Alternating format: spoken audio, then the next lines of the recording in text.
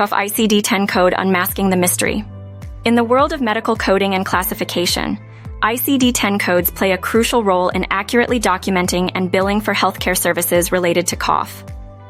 ICD-10 codes are alphanumeric codes used by healthcare providers, insurance companies, and medical coders to classify and record diagnoses and medical conditions. This ensures that patients receive appropriate treatment and that healthcare providers are reimbursed correctly. 1. Cough ICD-10 code J440. Chronic obstructive pulmonary disease with acute lower respiratory infection. 2. Cough ICD-10 code J45909. Unspecified asthma, uncomplicated. 3. Cough ICD-10 code R05. When the cough does not fit into a more specific category. 4. Cough ICD-10 code J98.8. This code is used when a patient has a respiratory disorder that doesn't fall under any of the more specific codes available.